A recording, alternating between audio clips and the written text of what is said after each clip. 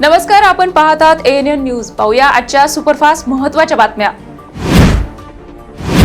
अकोला जिल्ह्यात 1 ऑगस्ट पासून विना हेल्मेट दुचाकी चालकांवर कडक कारवाई होणार आहे। यापूर्वी शासकीय अधिकारी व कर्मचाऱ्यांवर कारवाई करून मोहिमेला सुरुवात करण्यात आली। नागरिकांनी स्वतःच्या सुरक्षिततेसाठी हेल्मेटचा वापर करावा असे पोलिसांनी आवाहन केले आहे। अकोल्यातील तोष्णीवाल लेआउट येथे युवक काँग्रेसने पाण्याच्या टाकीवर चढून आंदोलन केले। पेपरफुटी प्रकरणाची सखोल चौकशी आणि दोषींवर कठोर कारवाईची मागणी करण्यात आली।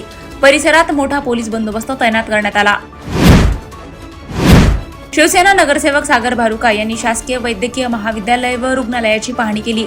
उपचार व्यवस्था समाधानकारक असल्याचे सांगत त्यांनी मनुष्यबळाची कमतरता दूर करण्याची मागणी केली। मुख्यमंत्री आणि उपमुख्यमंत्र्यांकडे रिक्त पदे भरण्याचे निवेदन देण्यात आले। राज्यसेवा हक्क आयुक्त अरुण डोंगरे यांनी अकोला जिल्हाधिकारी कार्यालयात बैठक घेतली। नागरिकांना शासकीय सेवा विहित मुदतीत देण्याचे निर्देश अधिकाऱ्यांना देण्यात आले। प्रलंबित प्रकरणे तातडीने निकाली काढण्यावर भर देण्यात आला। नवचेतना व आधारशिला प्रशिक्षण उत्साहात महिला व बाल विकास विभाग आणि प्रथम संस्थेच्या संयुक्त विद्यमाने अकोल्यात प्रशिक्षण सत्र झाले। अंगणवाडी सेविका व पर्यवेक्षकांना गुणवत्तापूर्ण शाळापूर्व शिक्षणाचे मार्गदर्शन करण्यात आले। बालकांच्या सर्वांगीण विकासासाठी विविध उपक्रमांचे प्रात्यक्षिक सादर करण्यात आले। अकोला रोडवरील बैठक बार समोर झालेल्या अपघातात एका अनोळखी व्यक्तीचा मृत्यू झाला। मृताच्या हातावरील गोंदनाच्या आधारे ओळख पटविण्याचे प्रयत्न सुरू आहेत। पोलिसांनी नागरिकांना माहिती असल्यास पुढे येण्याचे आवाहन केले आहे। अकोट तालुक्यात मंदिर चोऱ्यांचे सत्र सुरूच असून वरुळ जवळका येथील श्री हनुमंत मंदिरातून अंदाजे 1 ते 1.5 लाख रुपये किमतीचा चांदीचा मुकुट चोरीला गेला आहे। या घटनेमुळे परिसरात खळबळ उडाली आहे।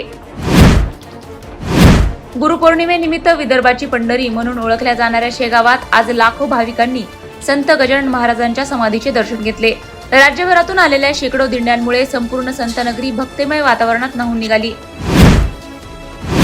अकोल्यातील जुने शहर पोलिसांनी अंमली पदार्थाविरोधात मोठी कारवाई करत भांडपुरा चौक परिसरातून गांजा जप्त केला आहे।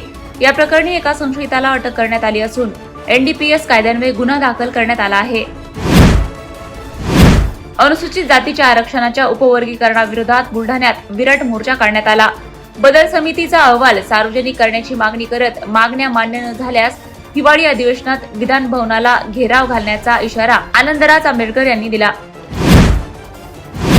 गुरुपौर्णिमेनिमित्त अकोल्यातील स्वामी समर्थ केंद्र आणि श्री दत्त महाराज मंदिरात विविध धार्मिक कार्यक्रमांचे आयोजन करण्यात आले। गुरुमाऊलीच्या दर्शनासाठी आणि पूजेसाठी भाविकांनी मोठ्या संख्येने उपस्थिती लावली। अकोला जिल्ह्यातील सौर ऊर्जा प्रकल्पावरील सुरक्षा रक्षकांनी किमान वेतन, थकबाकी पगार आणि अन्य कायदेशीर सुविधांची मागणी केली आहे। मागण्या तातडीने पूर्ण न झाल्यास आंदोलन छेडण्याचा इशारा सुरक्षा रक्षकांनी दिला आहे।